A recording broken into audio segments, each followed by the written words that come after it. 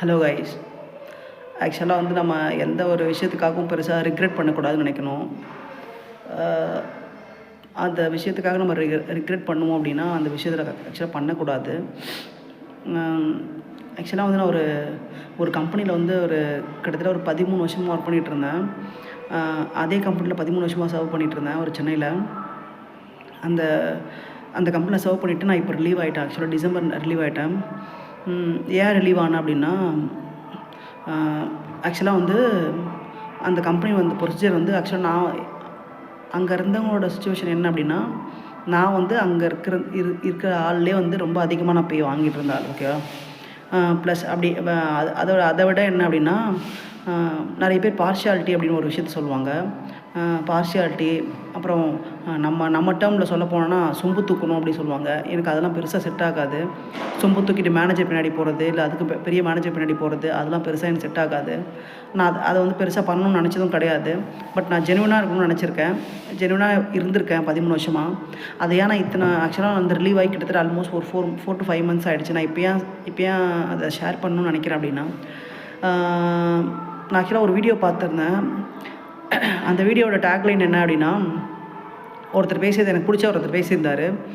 அவர் நல்லா பேசுவார். ஆக்சுவலாக ஒரு ஃபாரினில் ஒர்க் பண்ணிகிட்ருக்காரு. அவர் வந்து சொல்லியிருந்தார், நம்ம வந்து நேர்மையாக இருந்து என்னத்தை சாதித்தோம் அப்படின்னு சொல்லிட்டு. ஓகேங்களா? நான் 13 வருஷமாக வந்து என்னோட ஹார்ட் ஒர்க்கு போட்டேன்.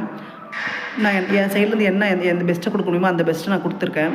ஸ்டில் வந்து என்ன அப்படின்னா, எனக்கு அங்கே வந்து நான் ரிலீவ் ஆகும்போது என்னவா இருந்தேன் அப்படின்னா, ஒரு வந்து அனலிஸ்ட்டாக ரிலீவ் ஆனால் அசிஸ்டன்ட் டீம் லீடர் சொல்லுவாங்க. ஸோ அப்படி இருந்தோமே வந்து மேபி நான் 13 வருஷத்துக்கு நல்ல ஒரு லெவலில் போயிருக்கணும். பட் என்னோட அந்தளவுக்கு பெருசாக நாலேஜ் இல்லாதவங்களோட நல்ல லெவலில் இருந்திருக்காங்க. பிகாஸ் அது ஏன் அப்படின்னா உங்களுக்கே தெரியும் எதுக்காக அவங்க முன்னேறிட்டாங்க, நான் முன்னேறலன்றது. ஸோ அப்படின்னா நான் ஆக்சுவலாக ஒரு கவர்மெண்ட் ஸ்கூலில் தான் படித்தேன். கவர்மெண்ட் ஸ்கூலில் படித்து ஆக்சுவலாக நான் 13 வருஷமாக அந்த கம்பெனியில் சர்வை பண்ணுறது பெரிய விஷயம் தான்.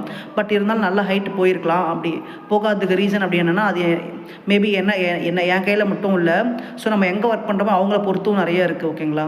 ஸோ வந்து நம்ம எந்த இடத்துல ஒர்க் பண்ணுறோம், ஸோ அங்கே இருக்கிறவங்க நமக்கு எப்படி சப்போர்ட் பண்ணுறாங்க, நம்ம எப்படி லேர்ன் பண்ணுறோம், இது எல்லாமே இருக்குது. ஸோ என்னோடய விஷயத்தில் பார்த்தீங்கன்னா நான் வந்து என்னோடய பெஸ்ட்டை நான் கொடுத்தேன். நான் எந்தளவுக்கு என் சைட்லேருந்து எஃபர்ட் போட முடியுமோ அந்தளவுக்கு நான் போட்டேன். கடைசியாக நான் அங்கே ஸ்டே பண்ணணும் அப்படின்னா நான் ஸ்டே பண்ணியிருக்கலாம். என்னால் ஏன் ஸ்டே பண்ண பிடிக்கல அப்படின்னா, நமக்கு ஒரு சில கட்டத்துக்கு அப்புறம் வந்து நமக்கு ஒரு சுயமரியாதைன்றது எப்போயுமே முக்கியம். ஸோ நமக்கு அங்கே அதுவுமே இல்லாமல் போகுது அப்படின்ற ஒரு சுச்சுவேஷனில் வந்து ஸோ அதையும் ஃபேஸ் பண்ணி போகணும் அவசியம் கிடையாது. ஓகேங்களா? அதனால தான் நான் வேலையை ரிசைன் பண்ணேன். எனக்கு ஒரு மாதிரி அந்த வீடியோ பார்த்தோன்னே எனக்கு ஒரு மாதிரி ஃபீல் ஆகிடுச்சு. அவர் சொல்லியிருந்தார், நம்ம வந்து